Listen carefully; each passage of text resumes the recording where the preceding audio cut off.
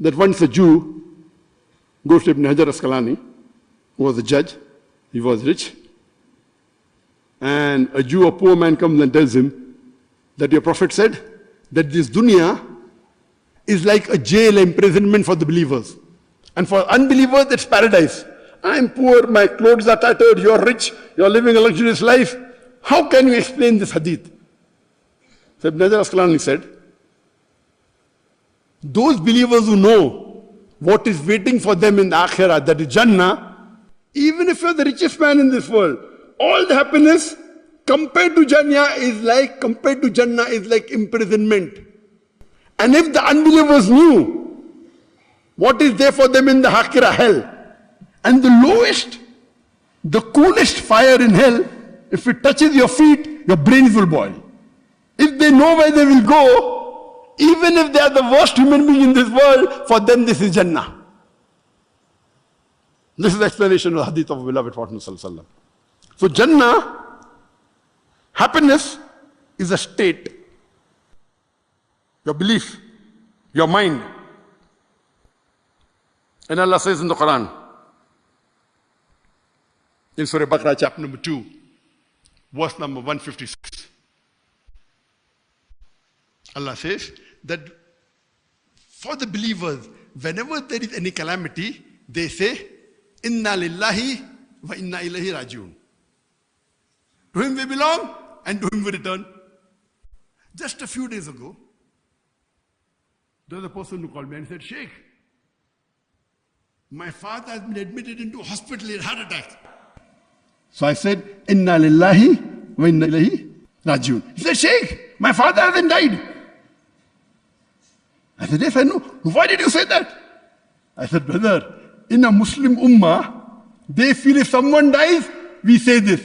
From him we come and to him we belong. When anyone dies, we say, Inna lillahi wa inna ilayhi rajiun. Yes, we can say that, but for any calamity, one of the calamities that's okay, but even if someone is sick and you say that, so many people think, okay, Uncle Singh, do you want me to die? I said, no, I am praying to Allah. So this is a misconception amongst some of the Muslims. Wealth, the Quran says, is a fitna. Fitna means test. So when you get rich, don't be happy. When you are rich, your test is more difficult. If you pass, you get a higher reward. Therefore, even the Sahabas who were rich, like Abdurrahman bin Auf, may Allah be pleased with him, before entering Jannah, he'll be questioned because you are rich. Therefore, I tell to all the rich people, Allah has given you immense wealth, then make Allah your partner in business. And when you make Allah your partner, you cannot make him a small partner, correct? Make him at least 51% partner. So whatever you earn, at least give 51% in charity. Then you are safe.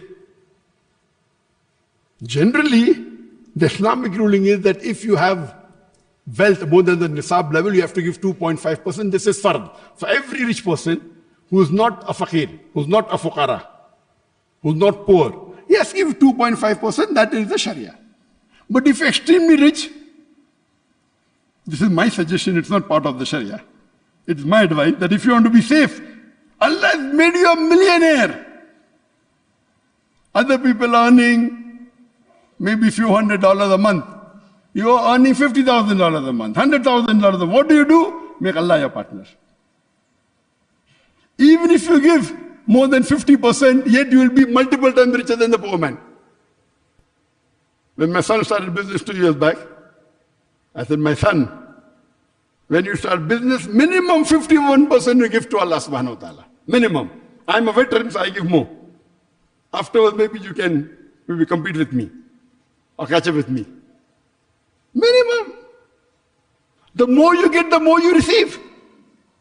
So wealth is a fitna.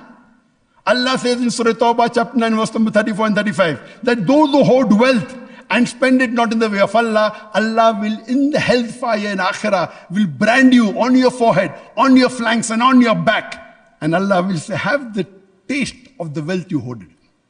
What is money? And unfortunately, for many of the Muslims, money is the most important. We started a Dawah organization with a budget of $80 a month, $1,000 a year. I told my father, you give so much thousands of dollars in charity, give me $80 a month. He agreed. We started in 1991. In a few years, we became the largest and had the biggest budget in the private dawah organization in the world. There's no private dawah organization in the world which even has 10% of our budget. Because for us, money is not the most important. Unfortunately, most of the Muslim organizations, money is everything for them. I say if money is important, it's the least important. If 10 important things are there, 10th is money. Not the first, not the second, not the third, not the fourth, not the fifth. Wealth is a fitna. If Allah gives you wealth, how you spend it is important.